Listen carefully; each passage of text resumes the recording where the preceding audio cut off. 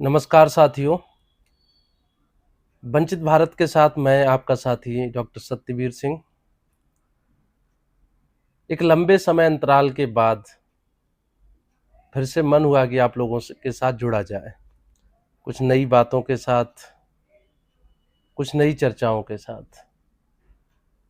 साथियों, हमारा जो चैनल है उसका जो जेनर है वो आप अच्छे से समझते हैं कि इस पर हम बात जब करते हैं वो वंचितों की करते हैं, ऐसे लोगों की करते हैं जिन्हें समाज में अपनी आवाज़ उठाने का मौका नहीं मिलता है या जिनकी आवाज़ सही जगहों तक नहीं पहुंच पाती है। साथियों, आज जिस विषय को मैं उठाने जा रहा हूं वो बहुत गंभीर है और उस पर कई अलग-अलग यूट्यूबर्स के द्वारा या मेन स्ट्रीम मीडिया के द्वारा बात भी की जा रही है। साथियों, मैं विषय को शुरू करने से पहले एक छोटी सी जानकारी देना चाहूँगा और वो जानकारी इस तरह से है कि हमारे देश में अगर बात करें कि मीडिया की तो दो भागों में बटी हुई है। एक मेन स्ट्रीम मीडिया जिसे आज के समय में बहुत से लोगों द्वारा गोदी मीडिया का भी नाम दिया गया है, और दूसरी जो मीडिया है आज के समय जिसको ज़्यादा विश्वसनीय माना जाता है वो है यूट्यूबर्स के द्वारा स्टिंग करना, उनके द्वारा खबरों की खोजबीन करना, और कुछ अन्य भी चैनल हैं जैसे कि न्यूज़ लॉन्ड्री हो गया, द क्विंट हो गया। ये लोग वास्तव में मेहनत कर रहे हैं असली खबरें निकालने के लिए। साथियों, चूंकि हम लोग उत्तर भारत से रिलेट करते हैं, उत्तर भारत में रहते हैं, और ये ज़रूरी है कि जब देश में कोई भी घटना घटित होती है वो देश के किसी भी हिस्से में हो रही हो, उससे हमें ज़रूर रूबरू रहना चाहिए। चूँकि घटना पिछले 2 दिन पुरानी है और हमारे क्षेत्र में आज तक इस पर बात नहीं हो रही, जबकि होनी चाहिए और वो बहुत ज़रूरी भी है। इसीलिए इस मुद्दे को मैं आज यहाँ पर छेड़ रहा हूँ। मुद्दा है साथियों, एक पार्टी है जेडीएस जिसका अलायंस है बीजेपी के साथ, और उसी पार्टी के एक समय में हमारे देश के प्रधानमंत्री रह चुके हैं जिनका नाम था एच.डी. देवगौड़ा। गौड़ा साहब के पोते हैं, हमारी उत्तर भारत में नाती भी कहा जाता है। पोते हैं मतलब उनके बेटे के जो बेटे हैं वो इस समय मौजूदा सांसद भी हैं और बीजेपी यानी एनडीए अलायंस के उम्मीदवार भी हैं, जिनके दूसरे चरण में शायद वोटिंग हो चुकी है और इस समय वो देश छोड़कर जर्मनी में ऐश कर रहे हैं। लेकिन उस ऐश से पहले की जो उनकी करतूतें देश के अंदर की निकली हैं, निकल कर सामने आई हैं, वो कुछ इस तरह से हैं। अगर आप लोग उनसे भिज्ञ हैं तो बहुत अच्छी बात है, लेकिन अगर आप अनभिज्ञ हैं तो बहुत ज़रूरी है जानना। ज़रूरी इसलिए है कि आज का जो राजनीतिक परिदृश्य है उसमें आपको एक तरह से कहानी सी सुनाई जा रही है, और वो कहानी कैसी है कि जिसको बहुत बार आपने सुना होगा, एग्जाम्पल्स दिए जाते हैं कि एक गांव में एक चोर आता था तो वो कभी अकेले नहीं आता था। गांव से उसे गाय भैंस चोरी करनी होती थी तो वो दो व्यक्ति आते थे। एक व्यक्ति तो गाय को खोलकर पूर्व की दिशा को निकल जाता था, और दूसरा व्यक्ति एक, क्योंकि गांव में पहले जो गाय भैंस बांधे जाते थे उनके गलों में घंटियां बंधी रहती थी जिससे कि वो जब गर्दन हिलती थी, चलते थे तो वो आवाज करते थे। तो एक व्यक्ति तो पूर्व दिशा को आपका जानवर लेके चोरी करके निकल लेता था, और दूसरा व्यक्ति जो है वो घंटा बजाते हुए दूसरी दिशा में यानी पश्चिम की दिशा को भागता था। गांव वाले देखते थे कि जानवर के गले की घंटी बज रही, वो उस दिशा में दौड़ भाग करते, तब तक चोर अपने सुरक्षित स्थान पर पहुंच जाता था। यही काम इस समय हमारे, नहीं कहना चाहिए, देश के प्रधानमंत्री महोदय, गृह मंत्री महोदय बहुत तन्मयता से कर रहे हैं। वो आपको असली मुद्दों की बात ना कर रहे हैं, ना अपने आप से क्वेश्चन करने दे रहे हैं, और ना ही किसी और की असली बात को सुन रहे हैं। और इसमें सबसे बड़ा रोल जो है गोदी मीडिया कही जाने वाली हमारी मेन स्ट्रीम मीडिया का है।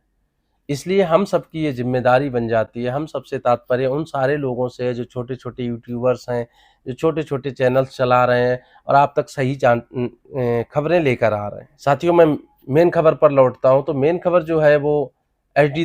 देवगौड़ा साहब के पोते की है, उन महोदय ने सांसद रहते हुए करीब 200 अलग अलग महिलाओं के साथ जोर जबरदस्ती करके अश्लील वीडियो बनाए।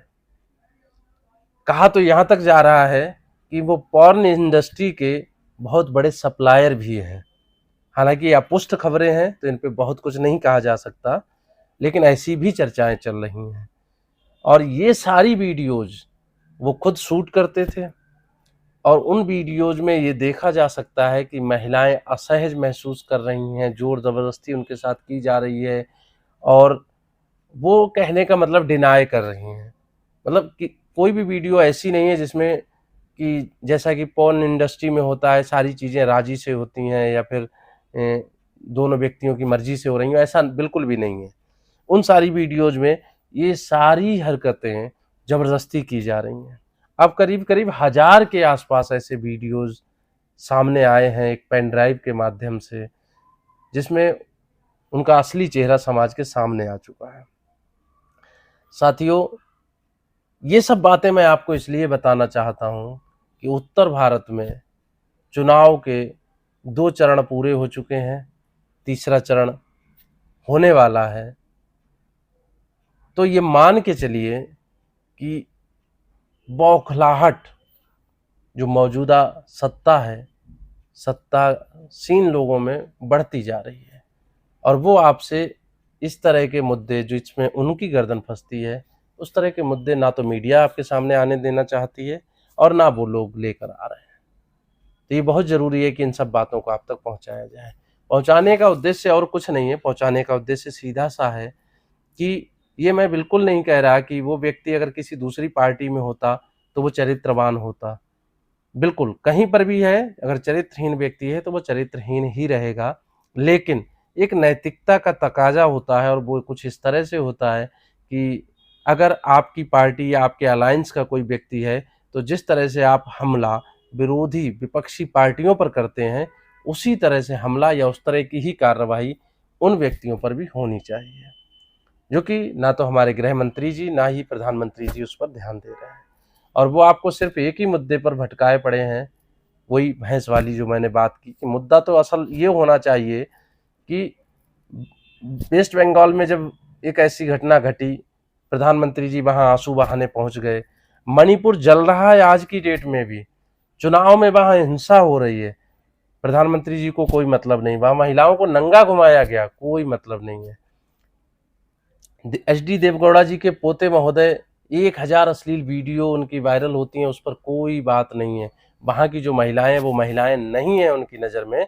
उन क्यों? रीज़न उसका ये है कि वो महिलाएं भी हिंदू हैं और उनके साथ ऐसी अमानवीय घटना घटित करने वाला व्यक्ति भी हिंदू है, इसलिए वहाँ उनको वोटों में बहुत बड़ा फायदा नहीं होने वाला।